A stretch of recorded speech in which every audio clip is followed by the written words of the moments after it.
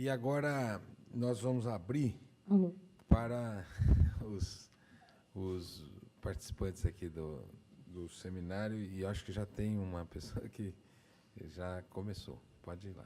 Depois eu vou passar para o doutor... Acho que, se você me permitir, o doutor Carlini fazer algumas observações, já passo para você. Não, eu só pediria, primeiro, para ver quantas pessoas desejam falar, para podermos mais ou menos coordenar o tempo, porque senão vai... Então, eu tenho a senhora, mas eu tenho uma segunda pessoa lá. São muitas, ó. Tem uma terceira pessoa lá no fundo. 9 pessoas. 10 pessoas. Lá na Câmara, quando você quer resolver logo, então dá aprovado. Então, vamos lá. Pela ordem, então. E o senhor vai fazer iniciar, não? Então, quem falar, puder falar o nome, é isso? Então, meu nome é Margarete, eu sou mãe de uma das meninas que está tomando o CBD, e eu queria perguntar, primeiro eu queria dizer assim, eu esperava que vocês fossem dizer sobre a questão do projeto de lei da maconha medicinal e da maconha para uso recreativo. Eu acho que são duas causas urgentes, mas são duas justas, mas são duas causas totalmente diferentes. E a minha pergunta para vocês será que não? O que vocês acham? Será que não teriam que serem duas PLs diferentes? vamos fazer em bloco, é possível, Margarete? Podemos? Aí vamos fazer um bloco dos 10, né? Vamos tomar as perguntas dos 10 e aí a gente responde em bloco, pode ser? Pode ser assim, Rafael? 5 e 5? Só não vai esquecer da minha resposta. Não. Oi? Tem que ser 1 a 1? Tá. Deixa eu... Então, parece que as manifestações doutor, vai, senhor Paulo, indicam... responde. Não, olha, eu quero responder e depois passar para o Vitor. Na minha opinião, são três questões. A primeira questão é... nós estamos entendendo, acho que a fala do Vitor também assim compreende, que o uso medicinal já é permitido pela legislação de drogas no Brasil. Isso é, a legislação de drogas, ela excetua o uso medicinal. Então, a lei de drogas já autoriza o uso medicinal. Foi esse o argumento que nós levamos ao doutor Dirceu Barbano, presidente da Anvisa. Ele falou, eu não sei, eu me lembro, em dezembro, que uma das questões que ele colocou à mesa, doutor Carlini pode testemunhar, foi o seguinte, eu não sei se tem legislação, ou se precisa criar. Eu, como deputado, ele falou, não sei se vocês precisam criar uma legislação lá. Aí nós dissemos, não, já tem legislação que autoriza o uso medicinal. Então, desculpa te interromper.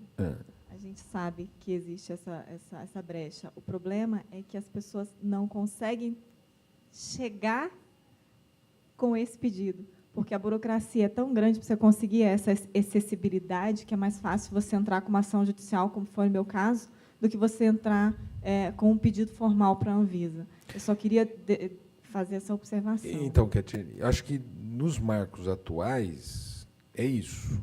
Se eles fizerem essa modificação agora, nesse mês, se eles aprovarem essa modificação, você vai ter um procedimento agora rápido. Hoje, nos marcos atuais, é toda essa burocracia que você relatou aqui. Se eles aprovarem agora, no final do mês, essa modificação da reclassificação de F1 para C1, acaba a burocracia. É isso, acaba a burocracia. Por isso que eu saudei a fala do Dirceu. A fala do Dirceu Barbano hoje de manhã, essa entrevista do Dirceu Barbano na Folha de hoje, tem que ser comemorada. Ela é uma entrevista corajosa, por quê? Porque ela resolve o problema. Foi o que o Dirceu falou quando eu mandei a carta do Tarso. Ele falou, calma, que nós vamos fazer a mudança. E a entrevista que ele deu não é mais uma fala pessoal, particular, mas é uma fala pública dele. Havendo a reclassificação de F1 para C1, você não tem mais burocracia. Se me permite, Paulo, Então, vamos por partes. No tocante ao uso medicinal dos canabinoides, nós não precisamos mudar a legislação. Não há necessidade de projeto de lei. A legislação, tal como estabelecida hoje, já permitiria, com a burocracia que tem impedido esse efetivo acesso. Então, a Anvisa, há poucos dias, lançou 2 manuais. Um manual para importação de produtos de canabinoides e outros produtos assemelhados. Um segundo manual apresentado é como conseguir substâncias controladas e proscritas para ensino e pesquisa, que também é uma grande reivindicação dos nossos pesquisadores. Foi igualmente um passo importante. Esta mudança que se avizinha e que esperamos que ocorra, da mudança do canabinoide de lista, permitirá com que os médicos prescrevam com receituário próprio essa substância. Aí vem um outro problema. Na medida em que hoje não há, no Brasil, a confecção, a produção de canabinoides por laboratórios aqui no Brasil, são produtos que deverão ser importados. A dificuldade passará a ser com a importação. Mas, uma vez a prescrição lançada pelo médico, todo o procedimento da Anvisa está completamente liberado, não há necessidade mais de procurar a Anvisa e só realizar a importação. Com esta nova classificação, a importação também será desburocratizada, desde que o medicamento esteja na C1. E, se houver necessidade, poderemos procurar a Receita Federal do Brasil para indicar que nós estamos diante de uma nova realidade e diante de novos paradigmas. Não é? Eu não tenho dúvida em afirmar que nós estamos experimentando agora novos caminhos. A concessão da liminar recente e a autorização administrativa que a Anvisa deu há poucos dias para algumas famílias foi dentro da normativa vigente. Então, mas é burocrático. A mudança de lista desburocratizará.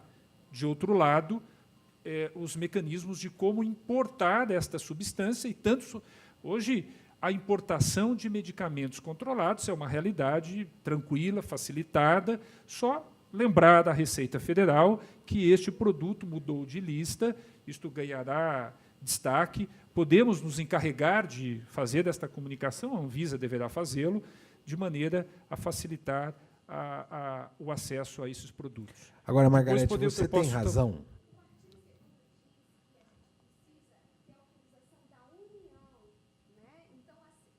O artigo 2º da Lei 11.343, né, diz que a gente precisa ter autorização da União. A gente queria tirar esse pedido de autorização da União para plantar para uso medicinal. Era isso que... eu acho que essa Agora, é a grande alteração. O plantio. Sobre o plantio. Quando fala em União, isso. O decreto que regulamentou a lei conferiu à Anvisa este poder de autorizar plantio, autorizar a produção e autorizar a distribuição e consumo desses produtos. Em outras palavras, Margarete, eu acho que eu tenho um amigo que era deputado, cujo pai era pecuarista, e ele dizia que o boi se come fatiado, não é isso? Então, nós temos agora um tema: como resolver o problema da importação. Esse é o tema inicial, a primeira fatia. Você está discutindo o tema do plantio. É um segundo tema plantio. Que, na nossa opinião, eu acho que É a picanha. Ó, A gente quer a picanha. Bom, sobre a questão da importação, o nosso entendimento comum, do Vitor e o meu, é que resolve pela reclassificação, desburocratiza, porque a Anvisa está em todos os aeroportos, todos os portos, e a Receita Federal vai receber esse comunicado. Feito um. Oi? Não. Não, gente, veja bem, nós estamos aqui falando da estratégia, tá certo? Como que as famílias que querem importar o medicamento poderão fazê-lo de uma maneira mais fácil? Na reclassificação, essas famílias terão condição de fazê-lo de maneira mais fácil. Ponto 1. Ponto 2. Dado esse passo, o segundo ponto é o tema do plantio para uso medicinal. Na minha opinião, a legislação atual já daria cobertura também para o plantio para uso medicinal. Agora, é um passo, é o segundo passo que tem que ser dado, e aí nós vamos ter que debater com a Anvisa se ela teria ou não condições de fazê-lo pela legislação atual. Na minha opinião, teria. Agora, a própria Margarete pergunta sobre PLs. A proposta do Jean Willis e a proposta do Eurico Júnior, pelo trâmite legislativo, o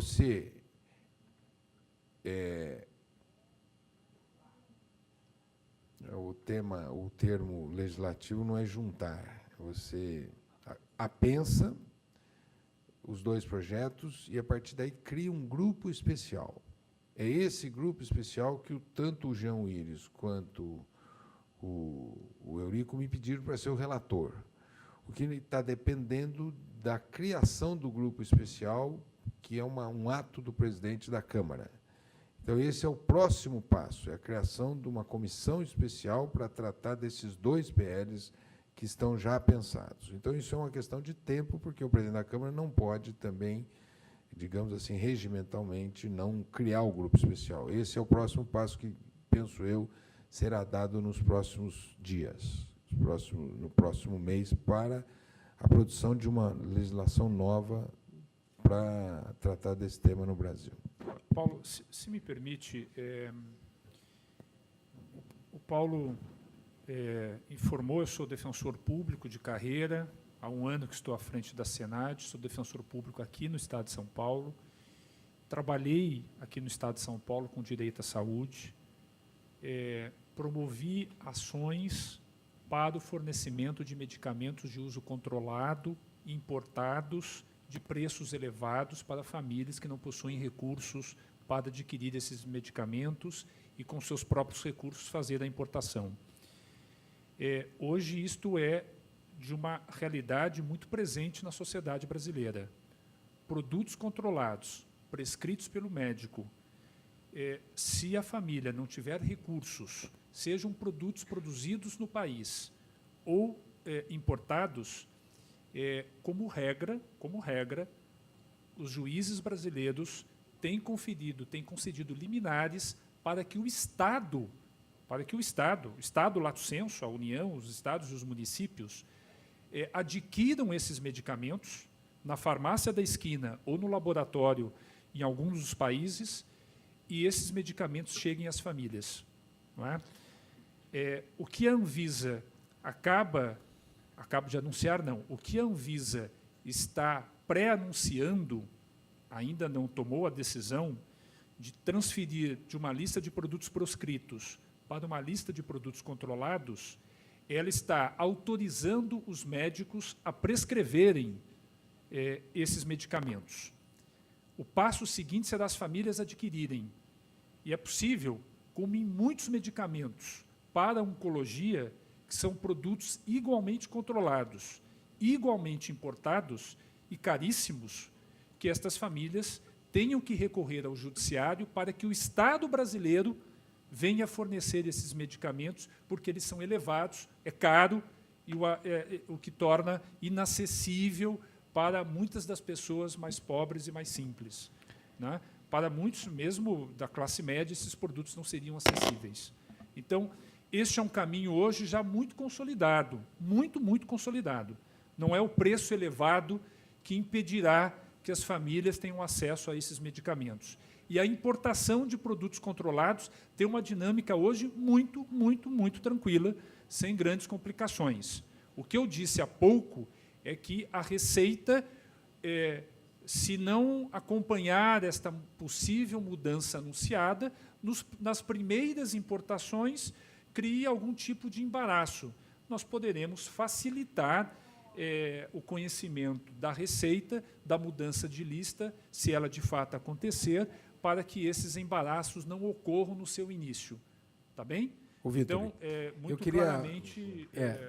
o Vitor deu uma explicação muito importante para quem aqui falou do paciente pobre que não tem dinheiro para importar, mas o Vitor falou de uma outra normativa da Anvisa que nós podemos explorá-la aqui desde já. Ele tem uma normativa na Anvisa em relação à obtenção dessas substâncias para estudo acadêmico. É isso. Posso fazer a minha pergunta em cima disso? Faça a sua pergunta, porque acho que esse é um outro tema para explorar Meu aqui. nome é Nívia, eu sou a representante do Grupo Mães da Epilepsia. Nós somos mais de 1.100 mães. Eu estou reafirmando essa colocação, porque eu não sei se vocês estavam presentes aqui ontem Não. e antes de ontem, né? E o tema ficou vinculado à pesquisa, para que a gente possa solicitar ao laboratório com material, conteúdo científico de que é eficaz. Estão aqui 2 mães provando que é eficaz, mas precisamos o estudo a longo prazo, a nível de efeitos colaterais, enfim, reações medicamentosas, interação, né, com outros medicamentos. Então, aqui vai o meu filé mignon. Eu preciso ajuda de vocês, nós precisamos apoio, porque nem a universidade, que ficou bem claro aqui ontem, tem o direito de importar, porque era ilegal, para fazer pesquisa. E aí nós precisamos de pessoas que entrem no grupo de pesquisas para que isso aconteça. Nós temos 15 mães, e eu tenho mais um monte que ficam no meu inbox do Facebook, eu sei quem usa, a qualidade de exigência dessas mães, de comprometimento. Então, assim, nós precisamos de apoio. Quando o senhor, doutor Vitor, falou da Universidade do Piauí, eu me emocionei muito, porque ontem eu fiz uma colocação aqui de uma mãe que tem uma criança com uma síndrome muito rara, vocês devem lembrar, se o uso do cannabis seria interessante. Essa mãe é de Teresina, ela morou em São Paulo, ela está indo fazer tratamento no Chile, a gente faz rifa, a gente faz tudo para poder ajudar essa mãe. A criança teria diagnóstico para viver 3 anos, ela tem 6 anos. Então, assim, é isso que a gente precisa, que a USP, que a URGS, que a Escola Paulista de Medicina, enfim, que as universidades nos ajudem, porque, além do custo, tem a questão que elas ficam muito preocupadas, eu fico muito preocupada. Tudo bem, eu estou dando um remédio que hoje pode estar amenizando o sintoma, mas nós queremos saber o que é que esse remédio, o que essa erva vai trazer daqui 2, 3, 4, 5 anos para os nossos filhos. Né? Então, a gente está aberta à pesquisa, aberta a qualquer importância que vocês precisem para que a gente oficialize. Né? Na verdade, não é uma pergunta, eu estou fazendo um apelo. Né? Viu, Nívia? Das universidades. Diante do seu apelo, acho que tem um outro tema que nada impede que uma universidade possa, num grupo de pesquisa, obter, inclusive, essa substância. Impede, sim. Eu posso fazer minha pergunta, que é exatamente sobre isso. Momentinho. Não, eu estou só um minuto. Eu estou entendendo. Momentinho.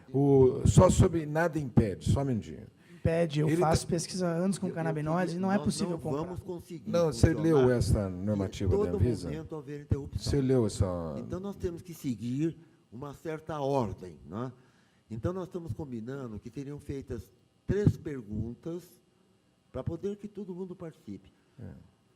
Essas 3 perguntas serão respondidas pelos 2 representantes de Brasília e depois serão feitas mais 3 perguntas. Assim que seria, Paulo, porque senão vai ser muito difícil. Não, eu queria só responder a questão da Nívia pelo seguinte. Na minha compreensão,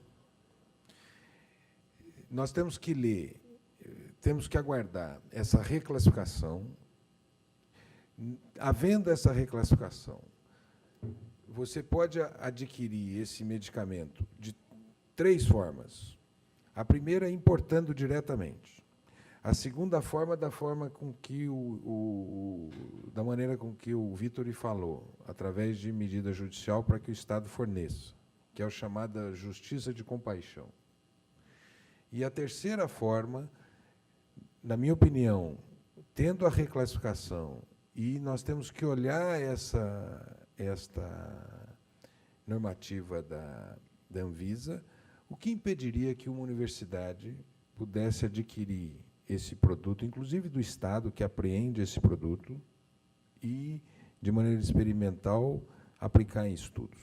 Então, nós temos, o problema nosso é você ter um centro universitário disposto a fazê-lo e nós apoiarmos essa iniciativa de um centro universitário. Isso seria importante convencer os professores e médicos especializados nessas doenças que pudessem instituir grupos experimentais e, assim, trabalhar esse... Um momentinho, por favor. Eu Oi? não vou permitir, por obséquio. Eu por sei. obséquio, minha senhora. Eu Mas- não vou permitir que comece a Eu sei, haver entendo, diálogo, porque nós estamos dispostos trabalhar a assim. receber os professores que topam encarar e os pais para tramitar esses pedidos junto ao governo, junto à União. Mas, na minha compreensão, eu queria consultar o Vitor, na minha compreensão, a legislação atual já permite. O que precisa é fazê-lo. E nós temos que construir esse fazer. Paulo, é exatamente isso. Na reunião que fizemos, com a presença de pesquisadores aqui do CEBRID, com o professor Toffoli, que está aqui, o Renato Fileve e tantos outros pesquisadores, a Anvisa deixou muito claro e apresentou, há poucos dias, um manual de como ter acesso, inclusive às drogas proscritas, para o ensino e pesquisa. Então, primeiro, não há necessidade de mudança de legislação para ensino e pesquisa. São circunstâncias bastante distintas.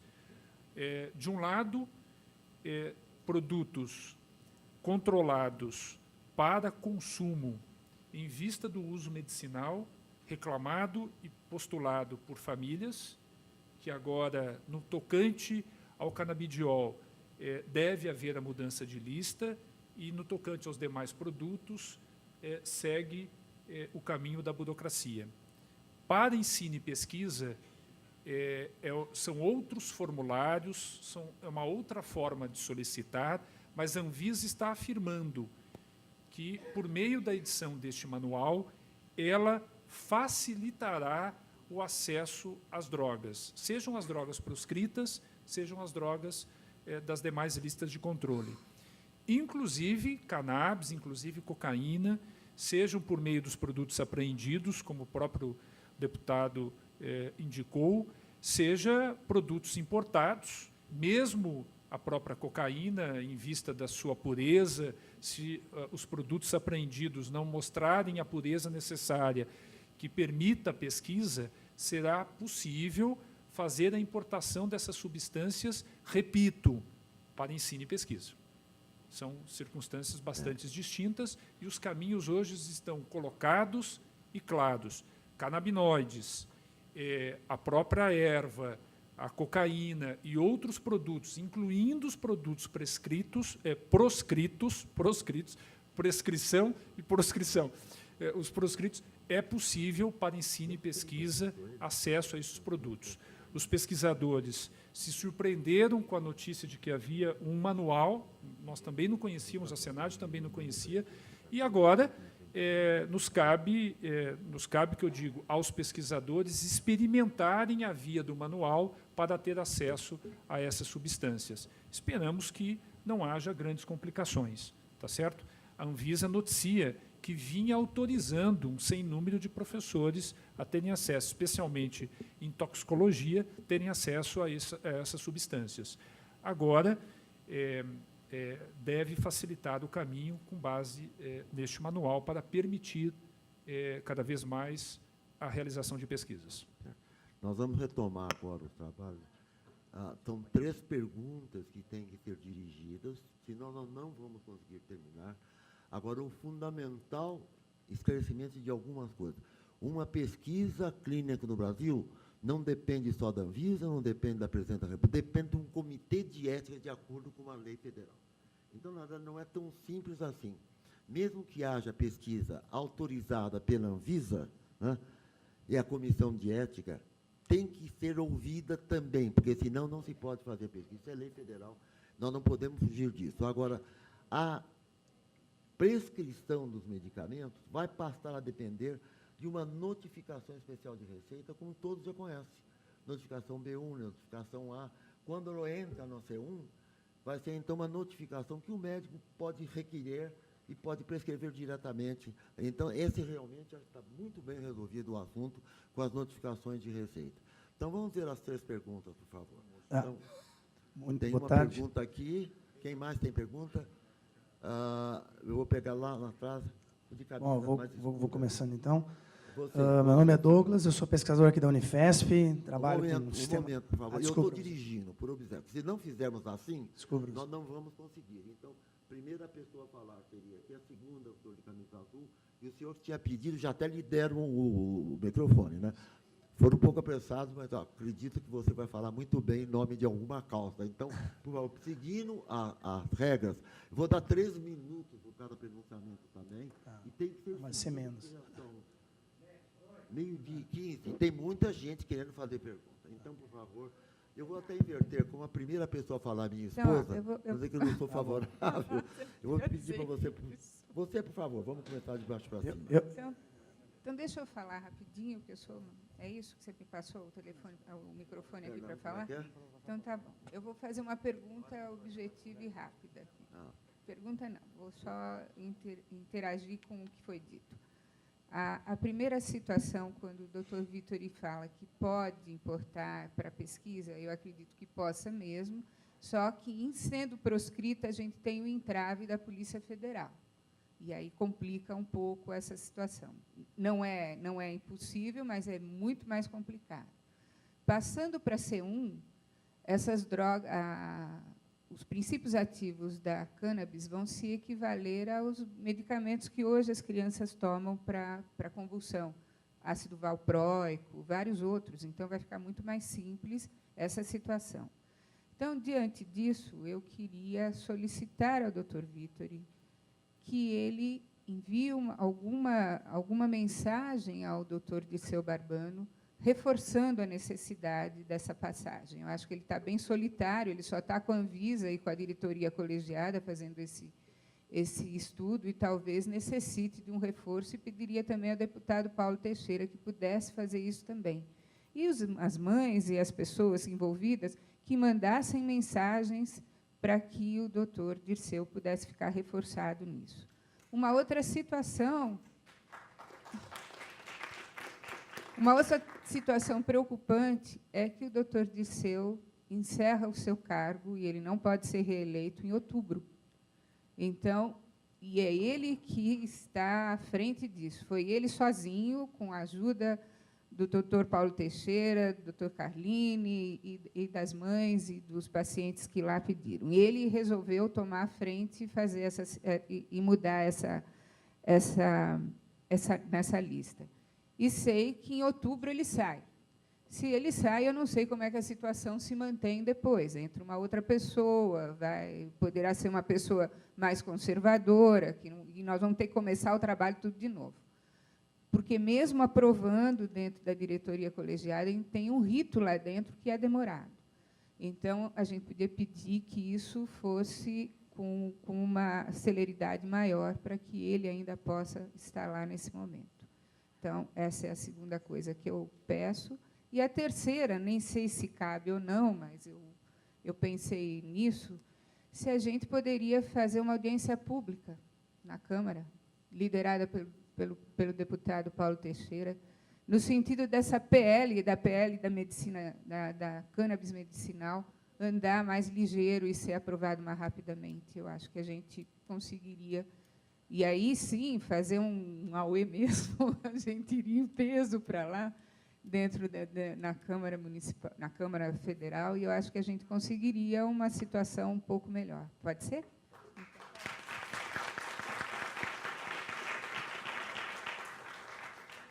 Bom, as perguntas serão finalmente. O segundo que seria...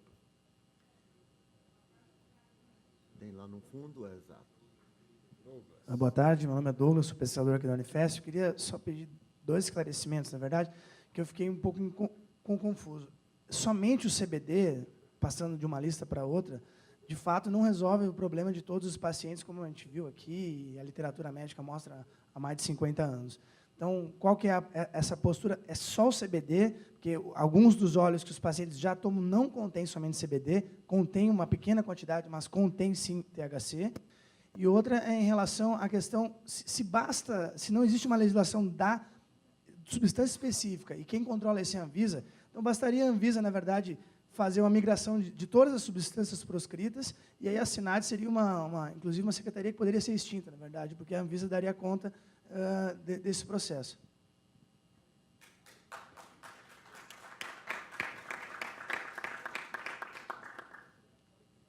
Por favor, agora, seria ele?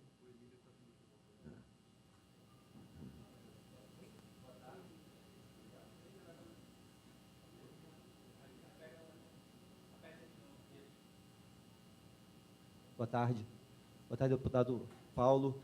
Estivemos juntos na mesa de regulação da maconha ano passado no Congresso Internacional sobre Drogas em Brasília. Sou Emílio Figueiredo, tudo bem? Muito obrigado, Vitor, pelas palavras. Eu sou advogado, advogo para pacientes hipossuficientes para obter medicação gratuita, voluntariamente.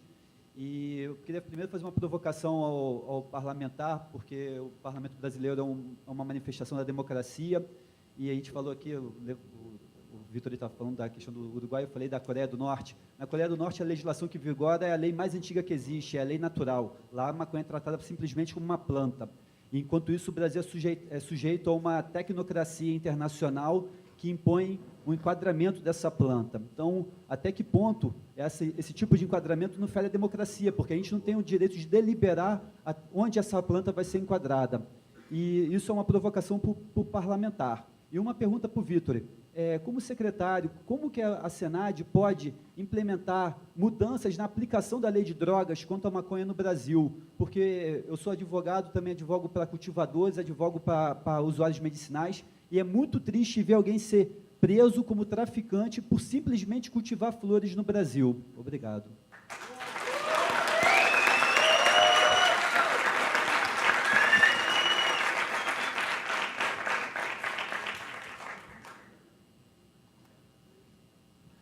Bom, então agora as respostas. Eu recebi uma proposta aqui do Grupo Maconha ao Braço, de, em vez de fazermos desse sistema, seguir um sistema americano, que eu sei tudo que é Estados Unidos, eu não gosto, mas enfim, de se organizarem em filas, aqueles que querem fazerem perguntas, ficarem de pé, e à medida que for sendo, cada um vai fazer a sua pergunta. Isso talvez funcionasse, se quiser. Se não, preferimos dessa maneira. Eu preferiria, mas acho que talvez ficasse melhor que ficassem de pé aqueles que querem falar e esperem a vez. Pelo jeito, ninguém está muito entusiasmado com a ideia, não. Começou com um, Toff. Não, alô. É que eu pensei que fosse só 3 perguntas. São 3 só. Mas já foram feitas 3, não? Já, então, nós vamos agora responder esse bloco. Então. Senão você foi um dos que pediu que fosse assim. Os demais, mas a proposta que ele tem é que os próximos virão para cá.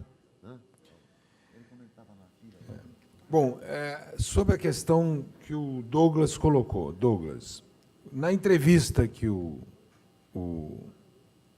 Dirceu Barbano dá hoje, ele diz o seguinte: não abre brecha para a permissão de uso medicinal, a pergunta da Folha, não abre brecha para a permissão de uso medicinal de outras substâncias derivadas de maconha, como o THC? Aí ele responde: todo produto que identificarmos que são úteis para uso como medicamento, que são seguros e eficazes, se as pessoas puderem se beneficiar do ponto de vista da saúde, não tem por que continuar na lista dos proscritos. A Anvisa age de maneira flexível e mutante, como é a ciência. Então, em resposta à tua questão, ele já deu uma resposta nessa entrevista hoje de manhã, embora o primeiro ato seja esse relacionado ao CBD. Em segundo lugar, eu aceito a proposta da doutora Solange e vamos, então, pedir uma audiência pública na Comissão de Saúde e Seguridade Social da Câmara e peço que nós nos mobilizemos todos para irem lá. Vamos acertar juntos essa data e fazermos para as próximas semanas uma audiência pública para discutir em apoio a esta medida. E terceiro, Emílio, eu já disse que nós vamos fazer um enfrentamento legislativo, embora, Emílio, é o que você disse, o parlamento representa a nossa sociedade. Eu li 2 pesquisas recentes que eu estou querendo melhorar e tratar só da cannabis, porque eram pesquisas sobre drogas. E a sociedade brasileira tem uma compreensão sobre esse tema muito restrita. Inclusive, a sociedade brasileira quer restringir o uso de álcool, que, na minha opinião, está correto. Né? Você não poderia permitir o anúncio de álcool na televisão, como se faz hoje, no esporte, né? Associação ao esporte. Enfim, eu estou vendo aí o Filipão anunciando uma cerveja, quer dizer, isso não podia acontecer. Né? Enfim, o que eu quero dizer é que nós vamos fazer um enfrentamento legislativo, agora não é um enfrentamento fácil. Por exemplo, você, sei que acompanhou o tema da lei do deputado Osmar Terra. É uma lei terrível. O que nós conseguimos fazer naquela lei? Nós conseguimos aprovar um benefício para o chamado o pequeno traficante. Nós conseguimos aprovar. Por isso que eu hoje, se aquela lei não sofrer pioras no Senado, eu sou favorável que nós aprovemos da forma com que ela foi feita, tirando todos aqueles absurdos, pelo benefício que nós colocamos, que você, que é advogado criminalista, sabe o quanto vai ajudar a sociedade brasileira, aquele benefício, como você mesmo disse, pessoas que não têm nada a ver são consideradas como traficantes. Naquela proposição, a gente dá uma melhorada nisso. Né? Enfim, mas você viu o clima na votação graças a Deus foi antes de junho, porque junho do ano passado melhorou o ambiente no Brasil do ponto de vista das boas questões, dos bons debates. Mas o ambiente parlamentar representa o ambiente da sociedade brasileira e mais distorcido pela legislação eleitoral, que acaba piorando a qualidade do parlamento. A legislação eleitoral piora a qualidade do parlamento. Mas nós vamos fazer um enfrentamento desse tema nesse grupo de trabalho aqui, a partir das 2 iniciativas, tanto do Jean Willis quanto do Érico Júnior.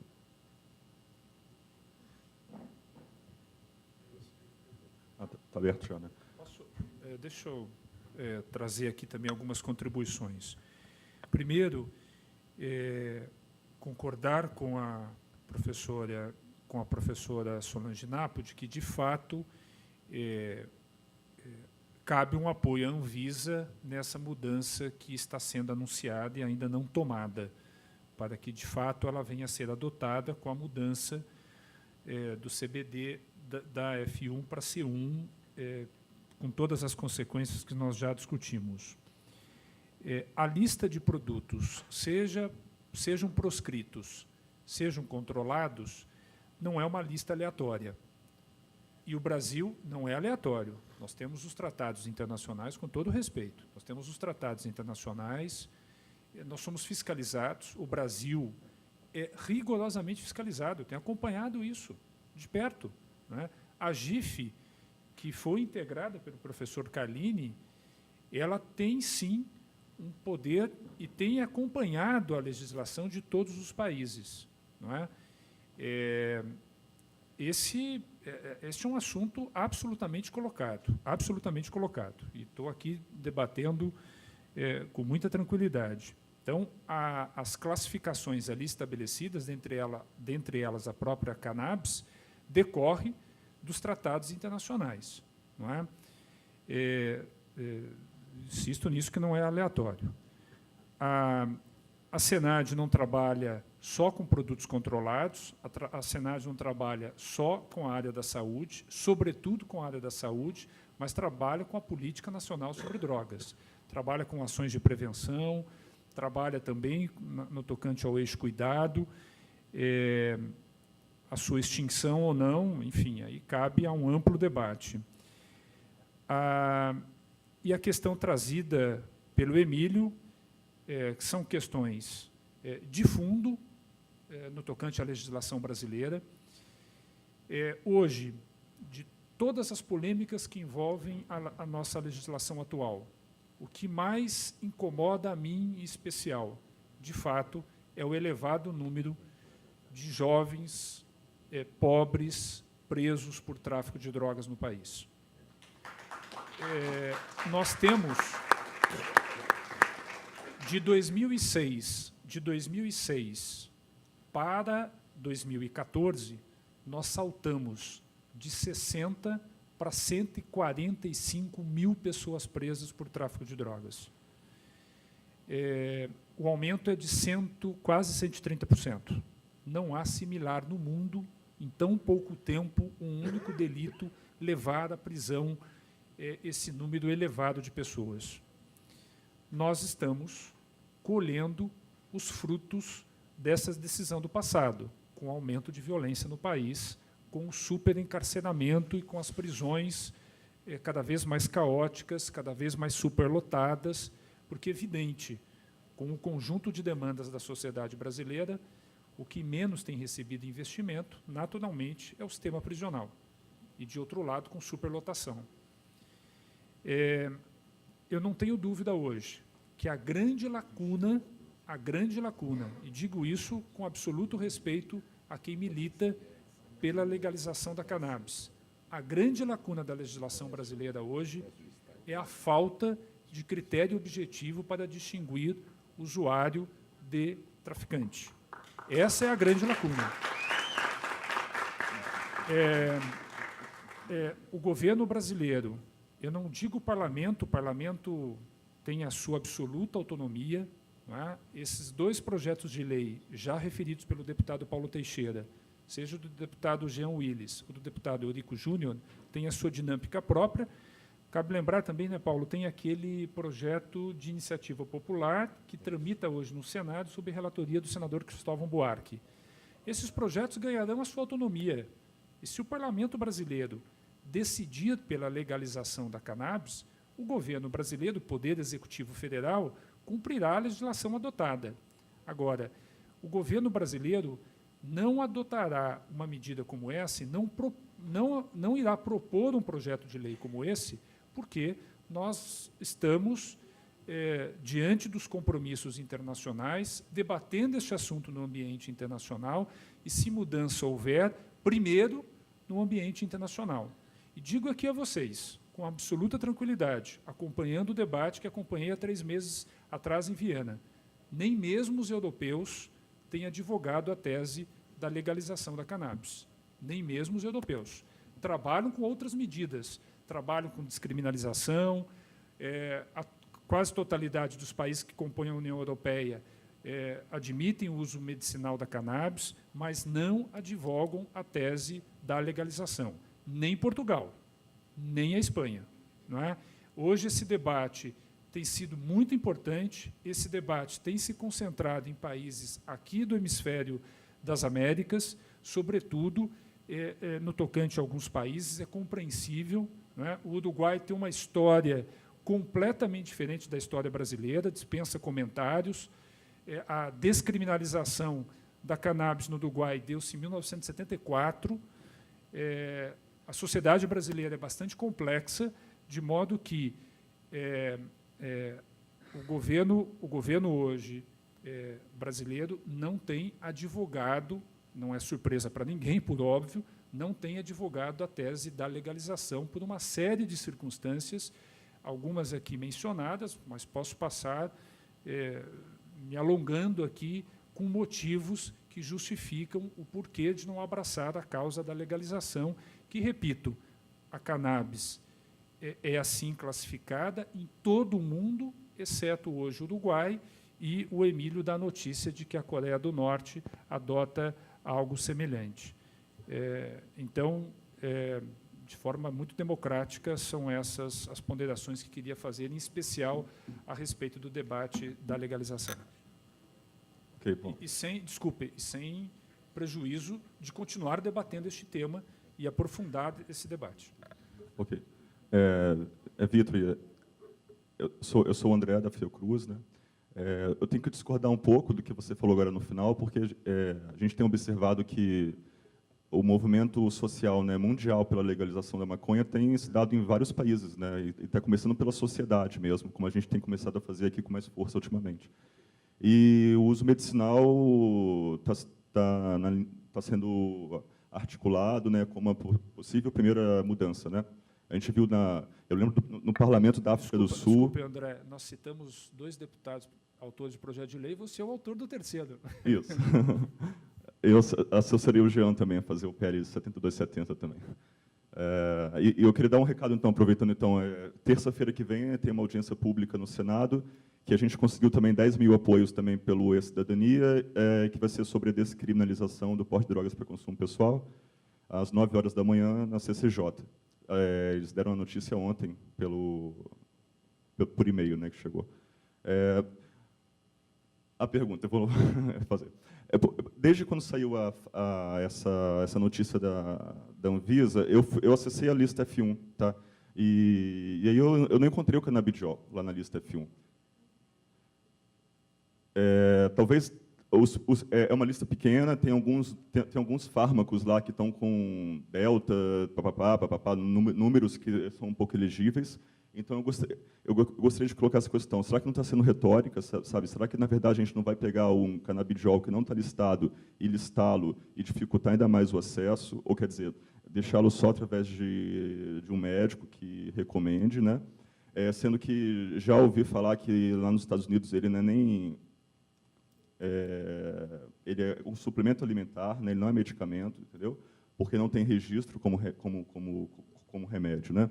Então, se isso não seria retórica, sabe? Se vocês puderem confirmar, não, ele está indo na F1, nesse ponto, eu gostaria de saber isso, né? E eu vi na sua fala também, Vitor, que você falou em todo momento sobre canabinoides medicinais, né? Eu fiquei canabinoides medicinais várias vezes, né? Isso me chamou a atenção. Eu entendo que aqui seja cannabis medicinal, porque a gente está num lugar científico, mas eu acho que também que é um pouco tem um pouco de hipocrisia, às vezes, na forma como a gente fala, se a gente não reconhece que a maconha é medicinal, né? A gente também observa que lá fora o uso in natura é muito presente, sabe? O próprio Sativex, ele já está em Portugal, eu achei a bula dele na internet, eles falam que é um produto 100% natural, extraído das flores da maconha. Você tem que mantê-lo em geladeira e, depois de aberto, ele só tem validade durante 28 dias. Ou seja, praticamente mesmo fitoterápico, né? E o óleo também da maconha também é extraído a frio das flores da cannabis também, ricas em CBD. O produtor da HempMed PX, que eu já vi a bula também, ele fala, é um produto 100% natural, extraído das flores também do cânhamo industrial, porque tem baixa quantidade de THC, e a legislação lá da Europa e dos Estados Unidos já definiu o que é cânhamo, o que é maconha, e a nossa legislação nem isso fez, entendeu? Talvez se a gente conseguisse definir no legislativo, colocar como cânhamo 1% de THC, 3%, talvez fosse uma medida que se fizesse com uma emenda, sabe? A gente talvez avançaria no uso industrial da maconha no Brasil e automaticamente fazendo os óleos medicinais, que são ricos em CBD, não querendo excluir de qualquer forma, né, o uso terapêutico do THC também. Tá, obrigado.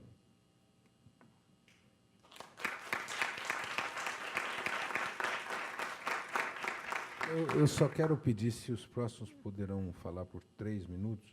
Eu tenho um problema, que eu tenho um compromisso a 1, então, se vocês me permitirem, eu vou ouvir os 3 próximos e preciso me retirar para esse compromisso às 13 horas. Vou até aproveitar e ajudar e responder rapidamente uma coisa que o André perguntou para você, que eu acho que essa história da classificação do CBD da F1 para C1 é, inclusive, um sintoma claro do despreparo da nossa agência de vigilância sanitária.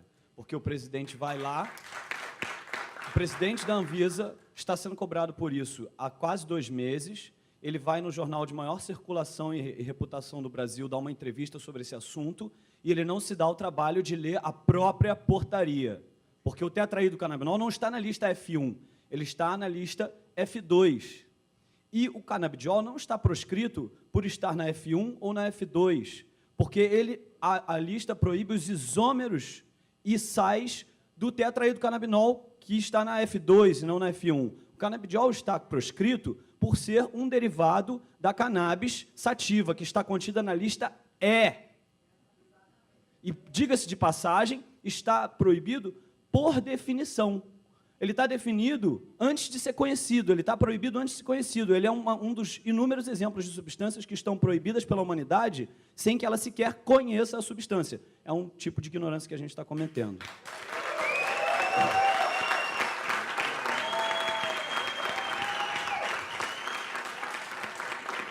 Na verdade, eu queria pedir aqui a licença de usar... Eu não vou fazer pergunta para vocês, eu queria só fazer um comentário sobre a brincadeira do Paulo, para deixar claro aqui, porque, assim, ele falou que eu iria dar porrada nele e falou que ele era da paz como se eu fosse uma pessoa da violência. Não. E isso não é verdade. Eu sou da paz e eu diria até que eu também sou da paz e do amor, tá? Porque tudo que eu estou fazendo aqui, e fazendo por essa causa e por essas famílias, é por amor, cara. Então, Vitória, não tenha medo de mim, tá? Ninguém aqui precisa ter medo de mim, tá? Ninguém precisa ter medo de mim, mas podem ficar tranquilos também que toda vez que vocês ou outras pessoas veicularem nos seus canais de comunicação informações incorretas, imprecisas, que não reflitam devidamente a realidade ou que criem falsas expectativas para essas famílias, eu vou pegar no pé, eu vou cobrar a correção, eu vou cobrar o ajuste, porque esse é o meu papel como comunicador. Então, podem contar com isso. E obrigado, Paulo. Uma coisa muito importante de dizer também é que eu tenho ciência e felicidade de saber que estamos do mesmo lado. Valeu.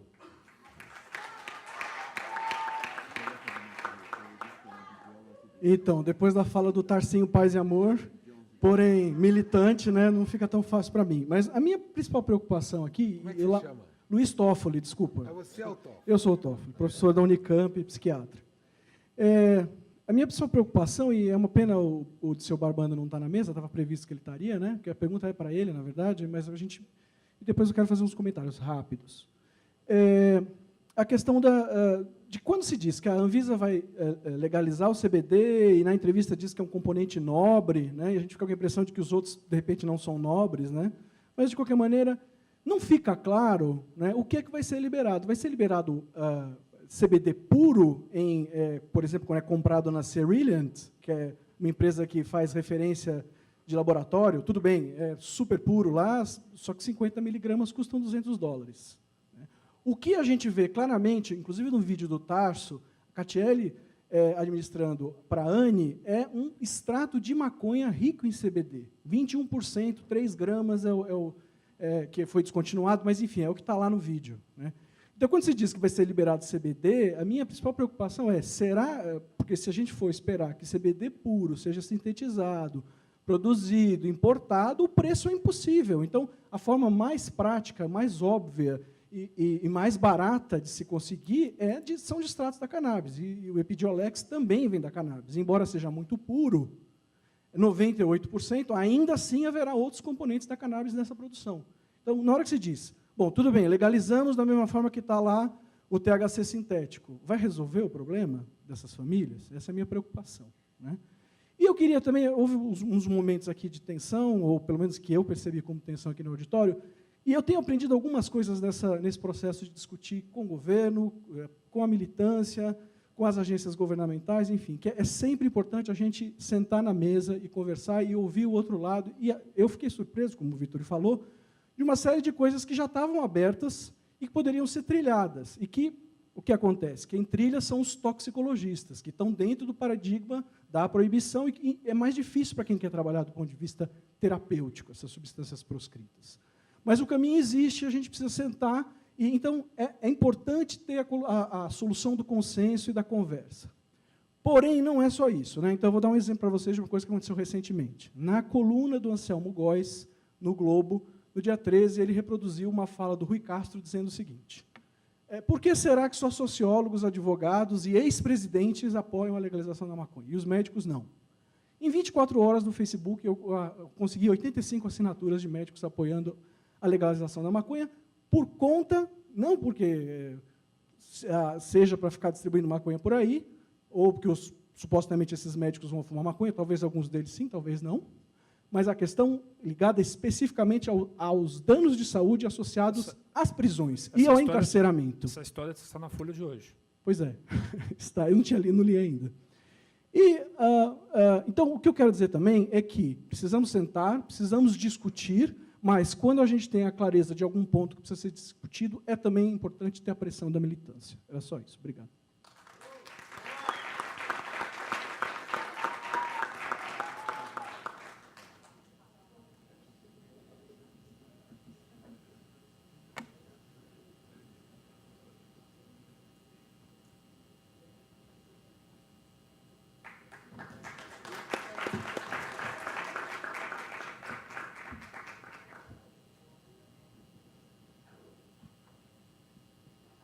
Oi, bom dia.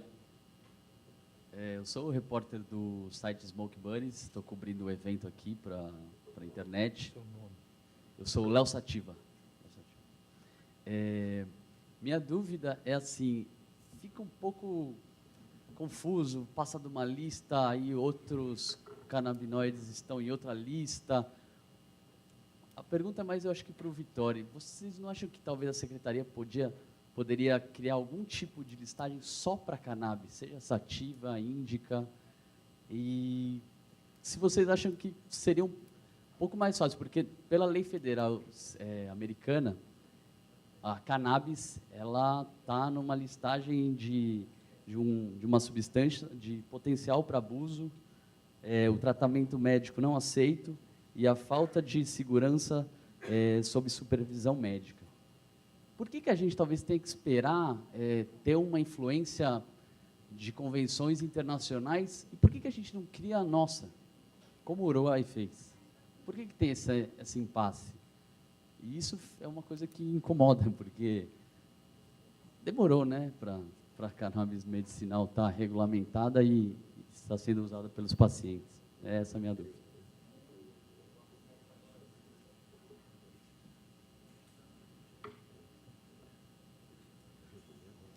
Bom, eu vou responder e vou pedir licença para cumprir um outro compromisso às 13 horas em Santo André, já que é um almoço feito numa comunidade, eu temo chegar muito tarde, as pessoas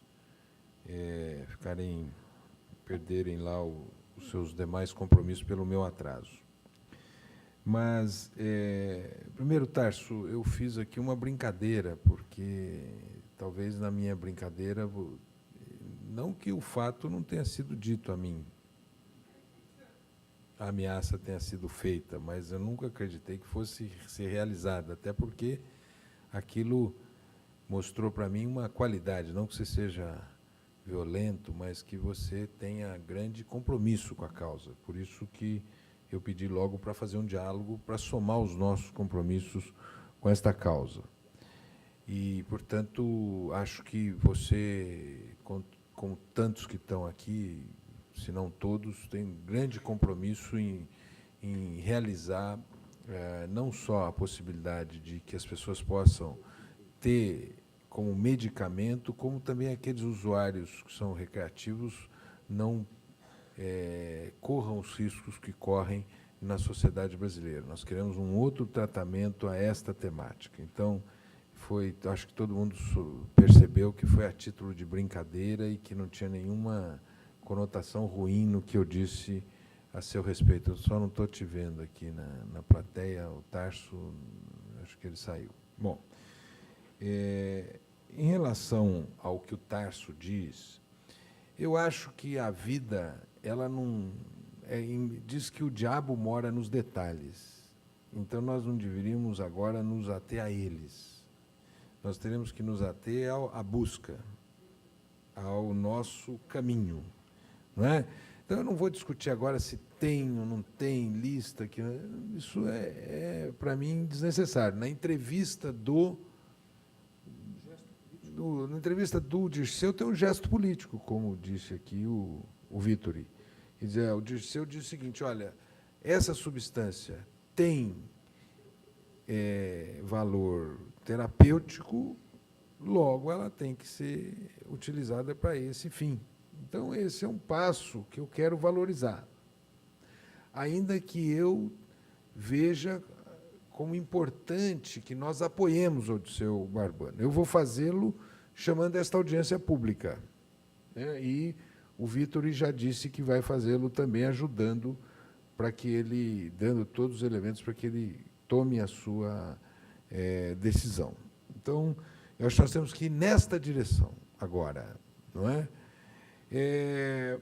Acho também que e quero cumprimentar o Toffoli, né? O Toffoli tem sido uma pessoa na área médica que tem debatido publicamente, articulado, militado, uma pessoa muito importante nessa causa. Eu também vi aqui a Vera da Roz, quero cumprimentá-la e dizer que nós temos que buscar o pouco que o Toffoli falou, não é?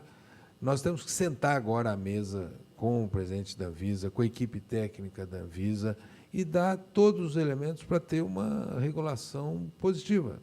Esse é o nosso clima. Nós não temos que entender que tem um antagonista, né? Até porque eu participo de debates políticos há muitos anos, né? E tem dois tipos de debates, de decisões políticas. Tem a decisão política que é como um xadrez, que você pensa, pensa, pensa e depois joga, e tem a decisão política que parece o Búzios, né? Você joga e depois pensa, né? Então, essa decisão aqui, me parece que ela está madura para ser tomada. Eu participei muito da luta da AIDS, né? Quando o David Hu lançou aquele antirretroviral no Canadá e falou, olha, isso aqui pode melhorar a situação dos portadores, nós fomos com uma ação no Ministério Público de São Paulo, exigindo que o governo de São Paulo desse. E eu me lembro que um amigo meu, diretor do programa de AIDS, ficou muito bravo comigo. Como é que eu fui à justiça, já que eu era amigo dele? Eu disse, olha, está colocada a questão, já amadureceu a questão. E o Estado de São Paulo depois fez um acordo e passou a ser o primeiro estado a dar o antirretroviral. Então, o que eu quero aqui dizer é o seguinte, nós não podemos perder tempo com detalhes. Nós temos aqui que nos dedicar à direção desse tema, que é resolvê-lo. E acho que nós podemos procurar o Dirceu essa semana e sugerir a ele um comitê técnico que possa, junto com o Vitor e o Dr. Carlini, sentar com a comissão da Anvisa para discutir essa decisão, para que ela não seja uma decisão pífia. Nós não queremos que os resultados dessa decisão sejam pífios. Nós queremos que os resultados sejam grandes. Isso é, todos que precisarem desse medicamento já poderem importá-lo a partir da semana que vem. Quem não tiver dinheiro para importá-lo poderá ir à Justiça e solicitar uma decisão para que o Estado forneça, e também quem quiser fazer uma experiência que seja aprovada por um comitê de ética para o uso de substâncias, inclusive da planta mesmo, no tratamento, possa fazê-lo. O que nós queremos é aproveitar esse movimento de mobilização das famílias, dos pacientes e da sociedade, de cientistas, para resolver esse tema definitivamente, né? Evidentemente que esse não termina o debate. O debate ele tem que depois ser ampliado na sociedade brasileira para o uso medicinal da planta, não só dos medicamentos. Ele tem que ser trazido para o tema de uma regulação. E aí, Vitor, a minha opinião é que o movimento que os Estados Unidos fez, o Colorado e o Washington, o movimento que o Uruguai fez, isso vai mudar na próxima convenção a política de drogas mundial. Por quê? Porque os Estados Unidos eram os grandes vendedores da política de guerra às drogas, do proibicionismo.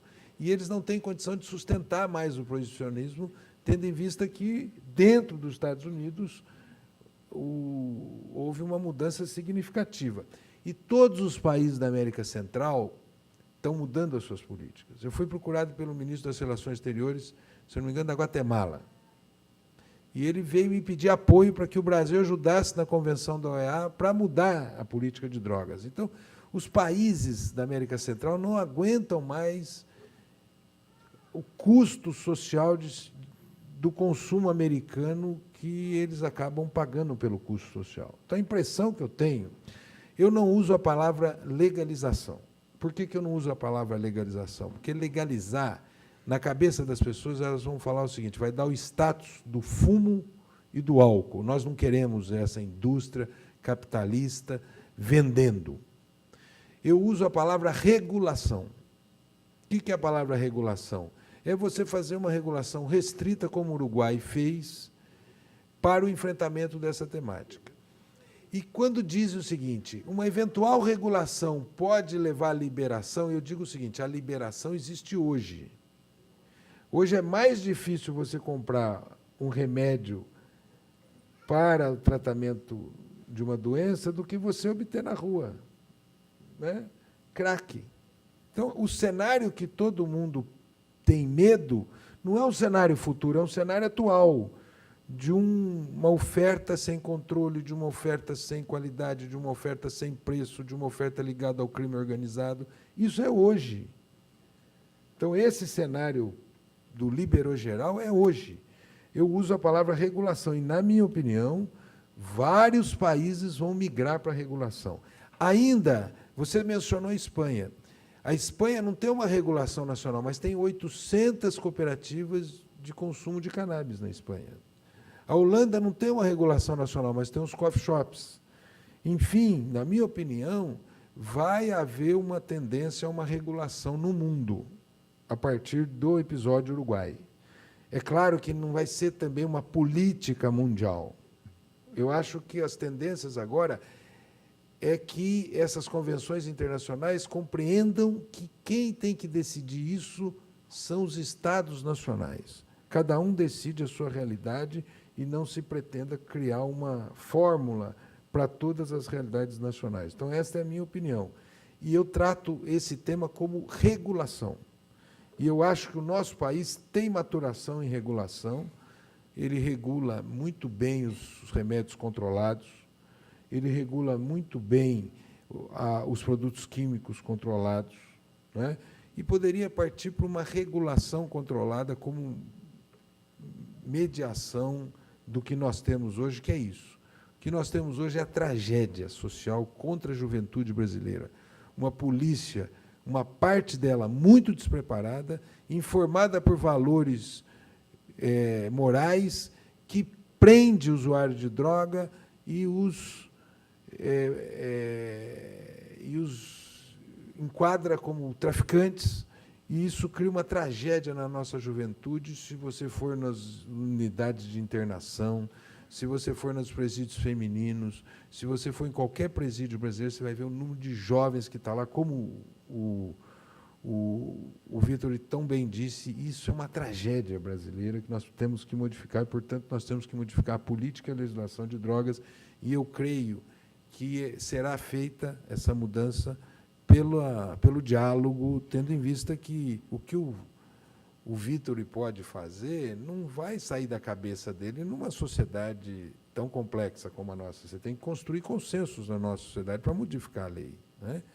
E assim eu creio que serão os próximos passos a serem dados. Mas eu acho que nós devemos abraçar esse momento aqui e consolidar essa vitória, e fazê-la a mais larga vitória desse momento e depois enfrentar os demais temas à frente. Eu agradeço, doutor Carlini, essa oportunidade e espero vê-los em breve na Câmara Federal numa audiência pública para a finalidade sugerida aqui pela doutora Solange, com a finalidade de apoiar essas medidas, construir o consenso e dar os conteúdos dessa regulação que a Anvisa está prestes a baixar.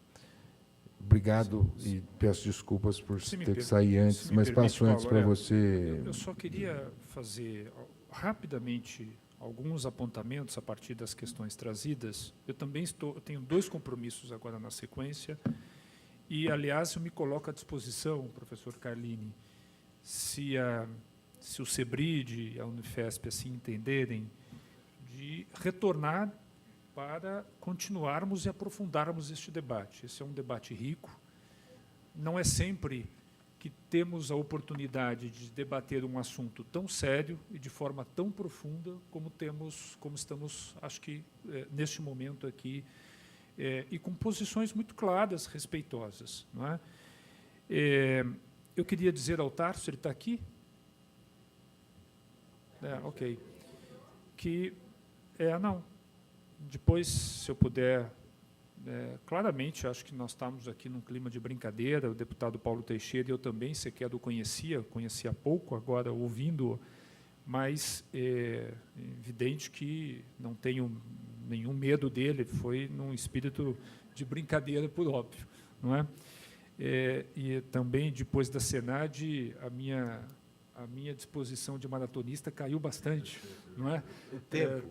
Não tem havido tanto tempo para eu praticar isso que eu tanto adoro. Eu compreendi perfeitamente a leitura que eu fiz hoje da matéria, e há 2 dias, na quinta-feira, por ocasião da abertura dos trabalhos aqui do Congresso, que a Anvisa também se pronunciou, tratando do uso medicinal da cannabis, sejam por canabinoides, sejam por produtos sintéticos, ou pela erva, é um debate também colocado. O gesto agora, publicamente demonstrado pela Anvisa, dada a complexidade do tema e dada a complexidade da sociedade brasileira, acho que é um gesto que não deve ser desmerecido e nem diminuído na sua essência e para uma política e para valores que não se mudam da noite para o dia, né? Considerado a realidade brasileira. Não é? Aqui nós estamos falando com militantes, com profissionais, com acadêmicos, com pesquisadores que conhecem rigorosamente a complexidade deste tema e a complexidade da sociedade brasileira. Então, o gesto da Anvisa, ainda que não a contento da grande maioria das pessoas dessa sala, não sei se da grande maioria, mas ainda que não a contento de um segmento expressivo, eu entendo que ele não pode ser desmerecido, né? Claramente, ainda que nessa confusão de listas tão bem aqui colocadas pelo Tarso, se a Anvisa manifesta o interesse de classificar o CBD dentro de uma lista de produtos controlados, não é pouco esse gesto. E justamente em prol das famílias que têm hoje encontrado enorme dificuldade para conferir e dar qualidade de vida aos seus entes queridos, algo que sensibiliza a todos nós. Não é? E não tenho dúvida que isto impulsionou sobremaneira o gesto aqui demonstrado pela Anvisa. Eu digo ao Léo que, Léo, a internacionalização dos direitos, que é um fenômeno do pós-Segunda Guerra, tem sido fundamental em muitas áreas, não é? Especialmente na área de direitos humanos e em tantas outras áreas. Então, quando o Brasil subscreve tratados internacionais em vários segmentos, participando de um processo muito rico a partir, fundamentalmente, da década de 60.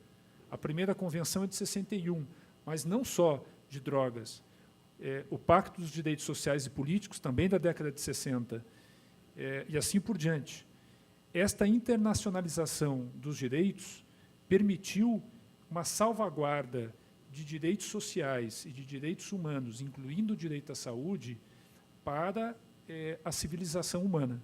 Então, ao pactuarmos também dentro das convenções que tratam das drogas, o Brasil assume compromissos internacionais como um conjunto de países civilizados, enfim, como um conjunto de países, não vou aqui adjetivar, também adotaram esses compromissos. Né? Então, nós não podemos simplesmente rasgar essas importantes conquistas num ambiente internacional que foram tão importantes, especialmente e fundamentalmente a partir do pós-Segunda Guerra, quando nos deparamos que a vida foi algo tão banalizado e que ensejou este novo fenômeno que hoje é uma realidade para todos nós, né, que nos dá segurança até nos aspectos democráticos.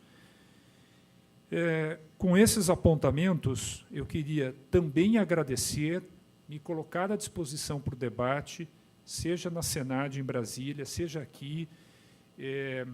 A Senad tem como parceiro da política de drogas no país hoje as universidades públicas. Com muita honra, deputado Paulo Teixeira, o professor Carlini tem pleno conhecimento disso, nós temos hoje 51 núcleos de pesquisadores brasileiros, de professores dentro das universidades públicas, nas universidades públicas, realizando as capacitações de gestores, de militantes, de profissionais que trabalham com a política sobre drogas. A universidade é uma parceira estratégica, é uma parceira fundamental para as ações de prevenção, para as ações de cuidado, e, por isso, o investimento na ciência, na academia, numa academia também militante, que é tão fundamental, é tão crucial.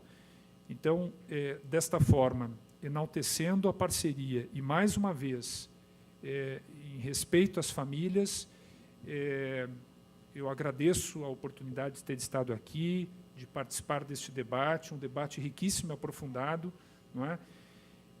E me coloco inteiramente à disposição para voltar a esta casa, voltar ao CEBRID, para continuarmos dialogando sobre este tema.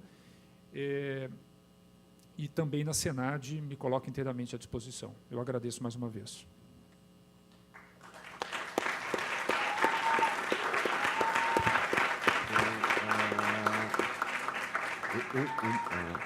Um momento, por favor. Um momento, por favor. Por favor. Eu não vou permitir que o senhor fale. Olha quantas pessoas estão esperando lá, por favor. Não, o senhor volte para lá, por objeto. Senão o senhor tumultua. Eu não vou permitir que o senhor fale. Como é que eu faço?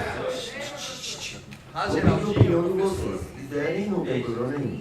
Geraldinho, professor, ele é um médico de almas. Ele produz essa medicina.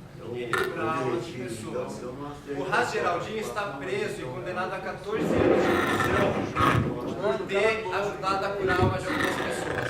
Eu só gostaria que os convidados, o professor Elisaldo, Paulo Teixeira, Vitor e os presentes, soubessem que Geraldinho gostaria muito de estar aqui, mas não está, porque a justiça tolheu a liberdade dele. Então, eu gostaria muito de pedir a solidariedade de vocês ao Geraldinho, que está aqui nesse pequeno objeto, que foi enviado lá de dentro de Iperó, a prisão em que ele está preso, e que eu entreguei uma carta para o Vitor para saber um pouco mais da história dele.